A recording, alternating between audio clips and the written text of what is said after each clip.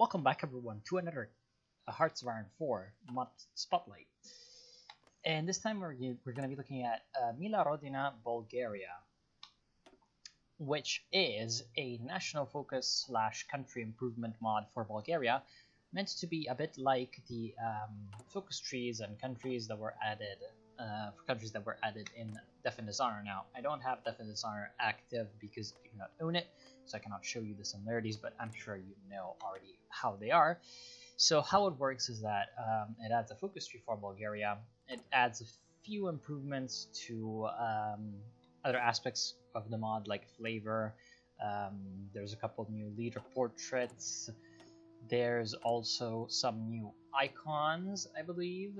Yes, there's also names for weapons and a couple new icons. For example, some of the armor actually has icons in them.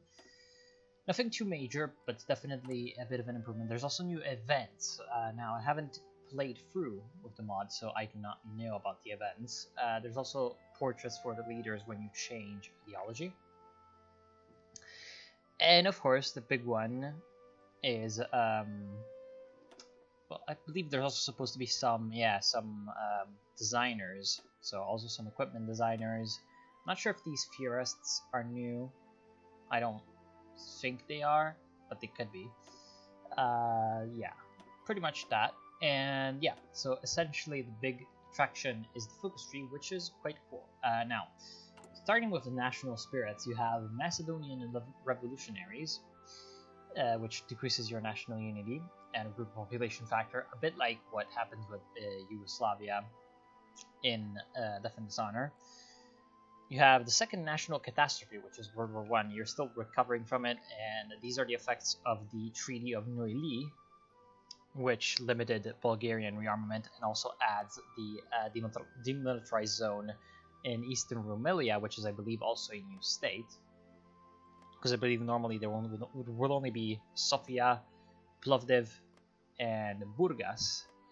So only 3 of those states would be in Bulgaria, so they added a new one, Eastern Rumelia, as a demilitarized zone, which also helps out because it's got some extra building slots on it. Can also help you out in your industrial growth later. There is the Great Depression, which I'm really surprised that more countries don't really have to deal with the Great Depression in any way. It's still very strange to me that, for example, Germany doesn't have anything for the Great Depression, or the United Kingdom, you know. It was kind of a big deal at this time, but only the United States really cares about it. So, of course, less factory output, less consumer goods output, which stacks up with this second national catastrophe. So your economy is going to be very slow at growing in the beginning. And then Bulgarian revisionism, which helps you out a little bit with some population and justifiable time, which is, of course, the desire to reclaim all of your territories that you lost in World War I, such as Thrace and Macedonia. Interestingly, there is no claim in actual Macedonia, only in Central Macedonia, which is the one that Greece owns. Also, the Bruja, which normally belongs to Romania, was lost by Bulgaria in World War I. So there's a lot of different claims that you can have right off the bat. But then, in the focus tree, you can get some other nice stuff. There's one for air. And yes, there's also treaties with different countries, and supposedly, well, if you have Death and Dishonor, this would be a license production deal with some of these lands. Yeah, interesting. Eastern Rumelia had 2 air bases.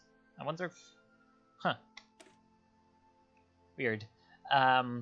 Yes, right now, because I don't have Death and Dishonor, it gets changed around to research bonuses to different vehicles.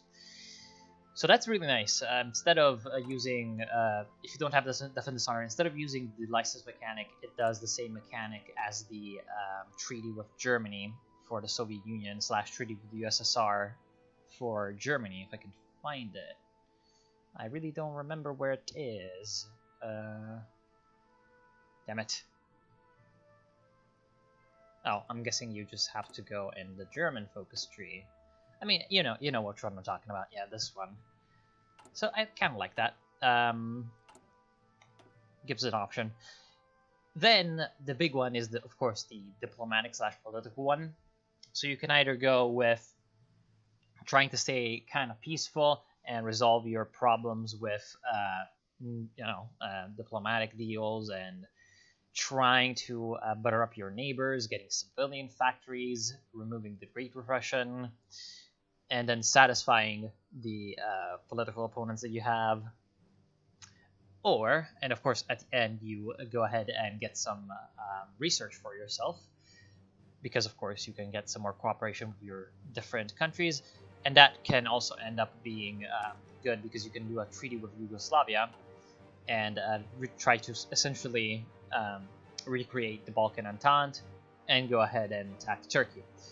Or you could go with some more direct options and try to ignore the treaty and do a secret rearmament, the Treaty of Noidi, which was the treaty after World War I that essentially cut Bulgaria down to size.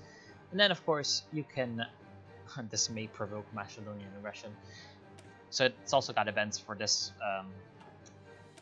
these focuses that also can provoke events, so that's kind of nice. And yeah, you can either go ahead and try to get yourself allied with the Soviets, or also create your own Balkan socialist faction, which is kind of nice. And then, of course, you can try to be fascist, and both of these kind of allow you to attack your neighbors with claims and try to join the Axis or Comintern. And then you can also do Bulgarization, which essentially changes the name of phrase and then gives you some extra recruit population and stuff. So you can also do some nice things for Greece. And you can also create your own faction, Greater Bulgaria. Huh, Romania puppet, interesting. Yes, so that's very nice. It essentially looks a lot like the one in Death and Dishonor. And then there's just a normal tree for just random stuff, army, navy, etc. Oh wow, that's a lot of dockyards. Huh, that might be a bit too many dockyards. You get 3 from the first focus, then you get 4 from the last focus. Damn, that's pretty strong. So you get 7 dockyards, yeah. Pretty good. Adding that you can have 2 provinces with dockyards, you can start building some ships quite nicely. Then just pretty normal stuff for the army focuses. And of course there's the license things, which for me don't really work. And allied research support. That interestingly doesn't require you to be in an alliance. I guess that should be fixed. Yeah. Interesting. So to fight the crisis, you must have more than 20 factories. Wow. And then, of course, to get some factories, you need to fight the crisis. So it looks like it's going to be very, very hard to grow your economy at the start, but then once you do so, you can grow pretty fast, you can attack some people, and you can have a lot of fun. Pretty much that's about it, I would say. So yeah, is there anything I missed particularly? Are there any new resources? It doesn't look like it. Just trying to check. No unique stuff here. Yeah, no. Okay. So pretty much overall, I kind of like it. I would prefer, actually, interesting. I would actually prefer if you would play it without the AI. Although, I mean, wait, what? Oh, okay. I think that the AI wouldn't really be able to handle this focus tree quite as much as it should. But hey, I haven't tried it, so I don't really know. That would be my my advice, I guess. So yeah, I want to thank you for watching. Of course, the link to the mod will be in the description. I want all of you to, of course, thank the mod developer. I didn't make this. Credit goes to him. I hope you'll try it. Hope you'll enjoy it, and I'll see you soon.